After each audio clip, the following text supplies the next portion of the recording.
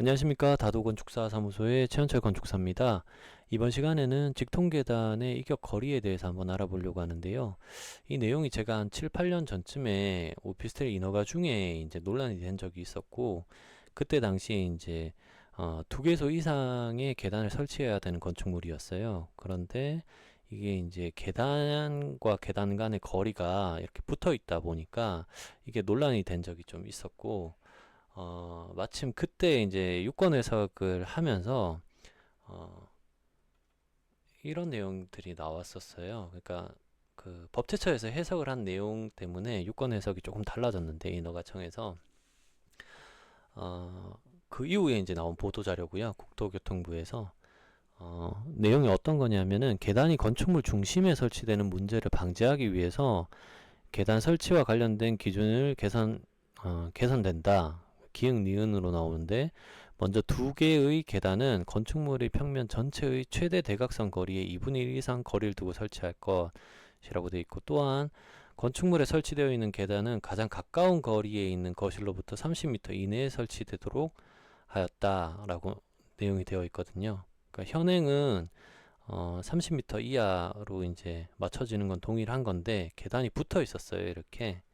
근데 이제 개선이 된 거는 일정 간격을 두고 계단 사이에 일정 간격을 두고 설치를 하고, 나머지 이제 그 거실로부터 30m 이격 거리를 지켜라 라는 내용이었어요.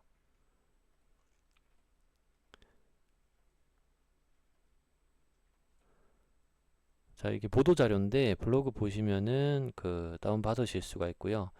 그 이후에 이제 이 보도자료가 난 이후에 2019년 8월 6일 날 건축물의 피난 방화 구조 등에 관한 규칙이 8조가 이제 개정이 됐어요. 그래서 내용을 한번 보시면 개정 전의 내용이 있고 개정 후의 내용이 있는데, 제8조 직통계단의 설치 기준이 있는데, 그때 당시에 이제 개정 전에는 034조에 따른 직통계단의 출입구는 피난에 지장이 없도록 일정 간격을 두어 설치하고, 각 직통계단 상호간에는 각각의 거실과 연결된 복도 등 통로를 설치해야 된다라고 되어 있었는데, 이때 당시에는 이제 일정 간격을 두고 설치해야 된다고 했지만 그 간격이 얼마나 띄워야 되는지에 대한 구체적인 사항은 없었고, 개정 후에는 1항이 이제 2항으로 변경되고 2항이 1항으로 변경됐었어요.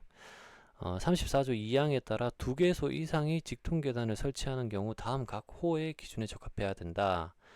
1호 같은 경우에는 가장 멀리 위치한 직통계단 두 개소의 출입구 간의 가장 가까운 직선거리는 건축물 평면 최대 대각선 길이의 2분의 1 이상으로 할 것. 다만 스프링클러 또는 그 밖의 이와 비슷한 자동식 소화 설비를 설치한 경우에는 3분의 1 이상으로 한다 라고 되어 있고, 또 한 가지 여기서 이제 관로 안에 있는 내용을 좀 주의 깊게 봐야 되는데, 앞서 말씀드린 거는 이제 두 개소 이상의 출입구 간의 가장 가까운 직선 거리가 이제 3분의 1까지 완화되죠. 3분의 1까지 된다. 출입구 간의 가장 가까운 직선 거리가. 근데 직통 계단 간에 연결하는 복도가 건축물의 다른 부분과 방화구역으로 된 경우 출입구 간의 가장 가까운 보행거리를 말한다 라고 되어 있습니다. 그러니까 여기는 출입구 간의 가장 가까운 직선 거리가 있고, 그 다음에 이제 가까운 보행거리, 출입구 간의 가장 가까운 보행거리 말한다. 그러니까 두 가지가 되겠죠. 이 내용을 그림으로 밑에서 설명을 다시 한번 드리겠습니다.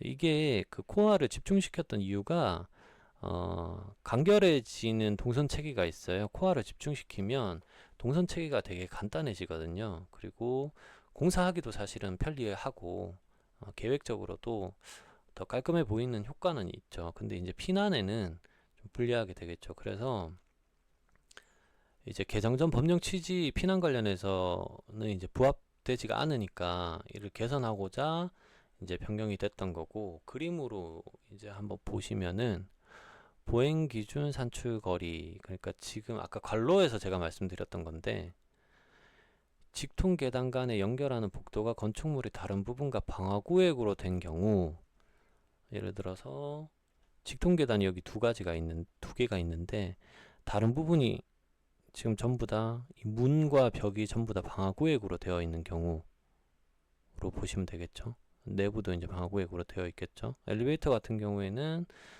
방화문으로 설치해서 층간 방화를 하기 위해서 방화문으로 설치를 했겠죠. 그러면은 이 부분이 다 방화구역으로 되어 있을 경우에 출입구 간의 가장 가까운 보행거리, 출입구가 여기 끝에 하고 끝에 있는데, 여기하고 여기 있는데, 이 거리가 보행거리가 이제 이 보행거리를 이야기하는 거겠죠. 그래서 건축물의 대각선 길이가 만약에 예를 들어 44m다 라고 하면 직통계단의 출입구 길이가 27m가 나온다. 그렇게 봤을 때 44m를 3분의 1 하면 14.6m가 되고, 초과하는 27m, 그러니까 직통계단 간의 보행거리는 27m이기 때문에 이거 같은 경우에 적법하다라고 보실 수가 있겠죠. 자, 그리고 두 번째로 직통계단 두 개소의 출입구 간의 가장 가까운 직선거리는 3분의 1까지 완화되죠. 출입구 간의 가까운 직선거리를 보시면 직통계단 간의 출입구 간의 거리는 14.7m예요. 여기서 여기 중간에서 중간을 찍으면 그런데 건축물의 대각선 길이는 동일하게 44m고, 그러면 3분의 1인 14.6m인데 출입구 간의 거리는 14.7m이므로 이거 역시 적법하다라고 볼 수가 있겠죠. 근데 이런 경우에는 이제 방화구역은 안 돼도 되는 거겠죠. 이럴 경우에는 여기에서 이제 보행거리를 기준으로 할 때는 방화구역으로 된 경우 복도가 직통계단 간에 연결하는 복도가 방화구역으로 된 경우 출입구 간에 가장 가까운 보행거리를 말한다라는 전제 조건이 있어요. 근데 그냥 출입구와 출입구만 연결할 경우에는 이런 전제 조건은 별도로 없는 걸로 보시면 되고요. 그리고 중요한 거는 각 직통계단 간에 각각의 거실과 연결된 복도 등 통로를 설치할 것이라고 되어 있는데, 이게 좀 중요한 게 각 직통계단 간의 각각 거실과 연결된 복도 등 통로를 설치할 것이라고 되어 있는데, 이 그림을 보시면은 공용 복도를 최소화하고, 그러니까 공용 복도를 이걸 없애고 여기서 예를 들어서 복도를 끊었어요. 그리고 여기서 복도를 끊었습니다. 그래서 이 부분을 전용으로 사용하는 거죠. 전용 면적을 더 늘리기 위해서. 이렇게 했을 경우에 복도하고 복도가 연결돼야 되는데 지금 이거는 이렇게 갈 수가 있겠죠. 보행거리를.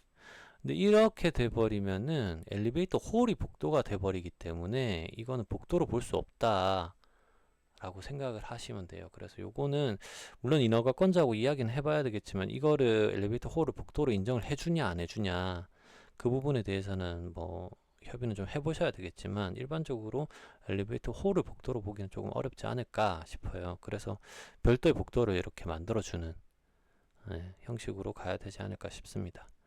저번 시간에는 직통계단의 두 개소 이상의 직통계단 설치 기준에 대해서 한번 알아봤고, 이번 시간에는 이제 직통계단 간의 거리에 대해서, 이격 거리에 대해서 한번 알아봤는데요. 다음 시간에도 계속해서 건축 법령에 대한 내용들을 소개해 드릴 수 있도록 하겠습니다. 감사합니다.